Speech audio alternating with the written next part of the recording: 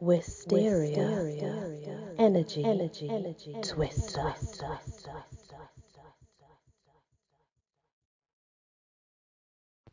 Hello everyone, welcome back to the Encyclopedia of the Fairies, the Fair Folk. We're still on B, we've not gone past B yet. Now we're on Brownies.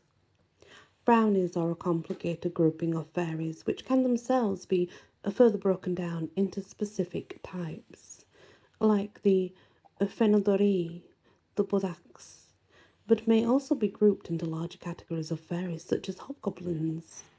The origin of the name for these spirits is obscure, but McKillop theorises it may be a shortened version of Little Brown Man. That was McKillop in 1998. It should be noted, however, that we do see both male and female brownies in folklore. So Little Man doesn't really work, does it, if they are both male and female, because it would be Little Man and Little Woman. Brownies are somewhat unusual among the wider groupings of fairies because they prefer to live with or near humans, either in human homes or in mills, although some have also been connected to bodies of water like ponds. Brownies in mills come out at night and work in the mill, not always in the way that helps the human owners, while brownies in homes come out while the human inhabitants are sleeping and clean. Overall, brownies have a good reputation as helpful spirits. However, in older folklore, they were seen as ambiguous beings and potentially dangerous, particularly to those outside their chosen family. Although, even that family could be on the receiving end of a brownie's destructive temper, if it was angered enough. In descriptions, brownies are usually, as the name implies, a nut brown colour and are said to dress in rags. The style of dress may be a preference as stories tell of the unfortunate results of well-meaning humans offering their resident brownie a new set of clothes. In the best case scenarios, the brownie snatches up the clothing and leaves forever, sometimes singing happily that the new cloth means they will not work anymore. Worst case scenarios, that helpful brownie is so offended it transforms into a malicious boggart.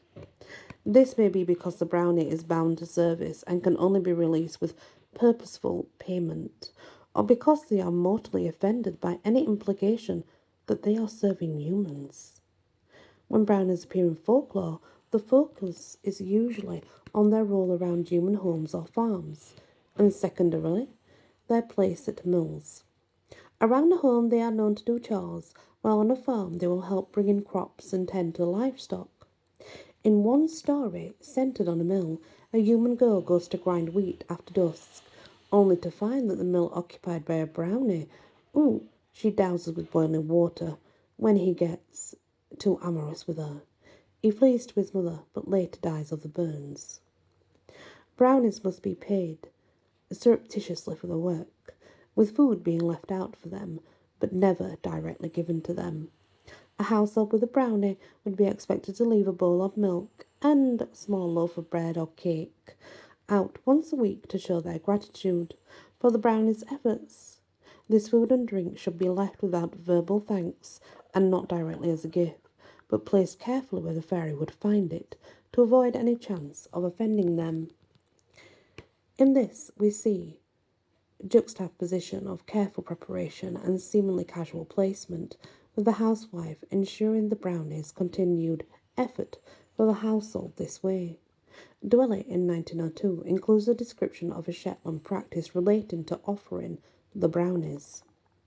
That not above 40 or 50 years ago, almost every family had a brownie, which served them, to which they gave a sacrifice for his service, as when they cleaned their milk, they took a part thereof and sprinkled every corner of the house with it, for brownies' use. Likewise, when they brewed, they had a stone which they called Brownie's stone, wherein there was a little hole, into which they poured somewhat for a sacrifice to the brownie. Besides leaving, if given clothes, there are a few other things that will force a brownie to leave a location. Several accounts of brownies attached to homes describe the fairies being driven off by well-intentioned efforts to baptize them or reading from a Christian Bible in their presence. Two things these fairies apparently cannot tolerate. Farm-orientated brownies will become destructive and leave if the quality of their work is insulted, or more generally, if a person speaks ill of them. You see? So, that is, of course, the brownies, and I'm not going to go into detail here about things like that, but let's just say I very much know they are real, actually. But they are very interesting, and most of what is said is accurate. So, yeah. Thank you for listening to this episode of the Fairies. Please hit that like, share if you can, and do consider subscribing because it really helps. Many blessings. Wisteria. Energy. Twister.